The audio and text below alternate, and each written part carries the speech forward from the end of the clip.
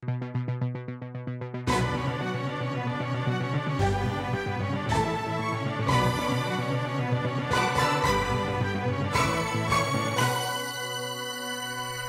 evening. Welcome to QUT Web News. Good evening. Clean-up following Friday's flooding continued today in Deception Bay.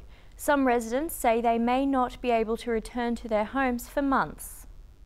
The damaged belongings on footpaths are piling up as the mud dries in their houses. Residents of Embassy and Major Streets are still in disbelief. Everything that was in the house, the kids' clothes, the kids' toys, the furnitures, the fridge, they're all gone. Many have lost everything. Some of the streets are actually empty. It's just all their lifelong possessions sitting on the footpath. It's almost like a ghost town in some parts. The SES is still cleaning up. There's a lot of damage to private property and homes, a lot of mud inundation into homes, so it's just cleaning up. The state government is offering assistance for those affected, but some say residents have been without help since Premier Anastasia Palaszczuk left on Sunday. Everybody left and this poor street and government street have been forgotten about. Locals say the Moreton Bay rail link development is to blame. The Mayor has launched an investigation into whether the rail link development contributed to Friday's devastating events. The insurance bill from the wild weather is currently estimated to cost $26 million and is still rising. Residents affected can access financial assistance by contacting the Community Recovery Hotline or visiting the Community Recovery Hub at Rothwell. Kirsty Jarrett, QUT News. The Australian Federal Police has broken its silence over its role in the Bali Nine arrests. Commissioner Andrew Colvin denied the force had blood on its hands, but he gave no guarantees that the same situation could not happen again. Since the executions of Bali Nine ringleaders Andrew Chan and Myron Sukumaran, there have been growing calls for the AFP to come clean. Today, the Commissioner did just that. He defended tipping off Indonesian authorities, saying he didn't have the evidence to make arrests here. The simple facts are that at the time we were working with a very incomplete picture. We didn't know everybody that was involved, we didn't know the organisers, we didn't know all of the plans, we didn't even know what the illicit commodity was likely to be. Mr Colvin denied any suggestion the AFP was acting on its own interests. The idea that we shopped these Australians into this situation because we wanted to try and curry favour in relation to other investigations is fanciful and offensive. And he explained their 4-month silence. We chose not to speak publicly about this matter over the last 3 or 4 months. We chose not to speak publicly because we didn't want to negatively impact in any way government's very strong efforts for clemency in this case. Since the 2005 arrests of the 9 Australian drug smugglers, AFP guidelines have changed. But the Commissioner could not guarantee the same scenario would never happen again. And while he offered condolences to the Chan and Sukumaran families, we can't apologise for the role that we have to try and stop illicit drugs from coming to this community. Meanwhile, as Australia's ambassador to Indonesia was recalled home from Jakarta, a suspicious package was found at Indonesia's embassy in Canberra.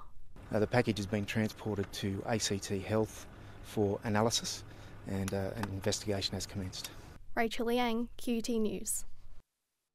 The state government has a $30 million plan to reduce waiting times in Queensland hospitals. The money will benefit those suffering from ear, nose and throat conditions. Some patients have been waiting years for treatment. The Premier met with some young Logan Hospital patients for an announcement that could benefit them directly. Anastasia Palaszczuk was eager to reveal Labor's $30 million plan to decrease wait times for ENT patients. It is to make sure that especially these young children, can get that early diagnosis and that early treatment. The plan will also see GPs trained to perform treatments that would otherwise increase hospital workloads and waiting times. We have a Category 3 patient who's been waiting 2,869 days, 7.5 years, for an appointment that should have happened in 1 year. I don't think that's acceptable. The program will run for 2 years. With Parliament back in full swing this week, Queensland's political rivalry is expected to fire up very quickly. Cook MP Billy Gordon could again steal the spotlight. Billy Gordon's presence in Parliament and the desperation of Labor to accept his vote is akin to the whole Craig Thomson affair. The LNP will want to create as much mischief and mayhem as they possibly can.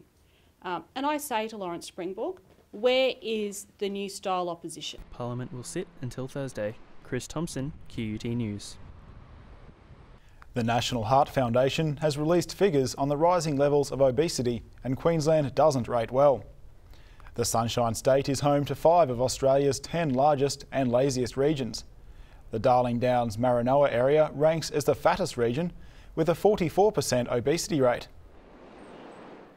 Our couch potato index shows that our obesity rates are high and our activity levels are low. Other regions to make the top 10 are Ipswich, Mackay, Fitzroy and Toowoomba. The Heart Foundation is urging people to move more and sit less during Heart Week, which runs until Saturday. An oasis for sick kids has opened at the Lady Cilento Children's Hospital. The Enchanted Garden is a welcome addition to the new facility. Funded by the George Gregan Foundation, the interactive playground officially opened today.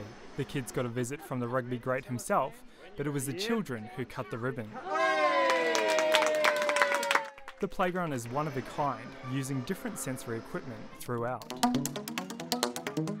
Everyone's very degrees of illnesses within the hospital, so some people can't actually go around and play, but they can touch and feel, use their eyesight and be educated. The theme of the playground is described as a branch within the Lady Cilento's Tree of Life.